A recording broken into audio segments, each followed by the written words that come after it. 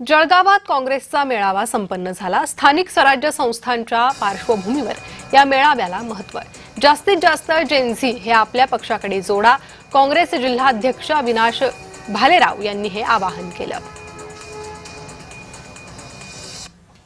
आगामी स्थानिक स्वराज्य संस्थांच्या निवडणुकीच्या पार्श्वभूमीवर काँग्रेस भवनामध्ये आज मेळाव्याचं आयोजन या ठिकाणी करण्यात आलं होतं। या मेळाव्यामध्ये जास्तीत जास्त स्थानिक स्वराज्य संस्थांच्या निवडणुका आपल्याला कशा जिंकता येतील, याची संघटन कसं काँग्रेसचं मजबूत करता येतील, या प्रमुख मुद्द्यांवर आज जिल्हाध्यक्ष अविनाश भालेराव यांच्या उपस्थितीमध्ये या मेळाव्याचं आयोजन करण्यात आलं होतं। त्याचप्रमाणे सध्या जे आपल्या पक्षाकडे कसे वळवता येतील या विविध विषयांवर या मेळाव्यामध्ये चर्चा करण्यात आली आहे। या संदर्भातली बातचीत करण्यासाठी आपल्यासोबत काँग्रेसचे जिल्हाध्यक्ष आहेत अविनाश भालेराव, आपण त्यांच्याशी बातचीत करणार आहोत।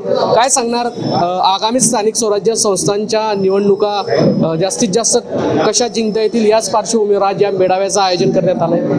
महाराष्ट्र प्रदेश काँग्रेस कमिटीच्या मान्यतेने जळगाव जिल्ह्याची नूतन कार्यकारिणी या ठिकाणी जाहीर झाली आणि जे पदाधिकारी नेमणूक झाले त्यांना नियुक्तीपत्र देण्यासाठी आज ही जिल्ह्याची बैठक होती। या बैठकीमध्ये जिल्ह्यामध्ये येणाऱ्या ज्या निवडणुका आहेत, स्थानिक स्वराज्य संस्थेच्या निवडणुका म्हणजे जिल्हा परिषद असेल, पंचायत समिती आहे, त्याचबरोबर जिल्हा बँकेची निवडणूक लागणार आहे आणि त्यानंतर उत्तर महाराष्ट्र विद्यापीठाच्या सिनेटची निवडणूक या ठिकाणी होणार आहे। या निवडणुकीच्या तयारीसाठी या बैठकीचं आयोजन करण्यात आलं। आता तशी परिस्थिती राहिली नाही की फार काही महायुतीचं फार इतकं आव्हान नाही। या जैनजींच्या आंदोलनानंतर आणि ज्या पद्धतीने राहुलजी गांधी लढतायत त्याचा परिणाम सध्या देशावर वेगळ्या पद्धतीने झालेला आहे। आता लोक परिवर्तनाच्या दिशेने जात आहेत आणि लवकरच या लोकांमध्ये हा परिवर्तनाचा संदेश जाईल। जुगल पाटील, जय महाराष्ट्र न्यूज, जळगाव।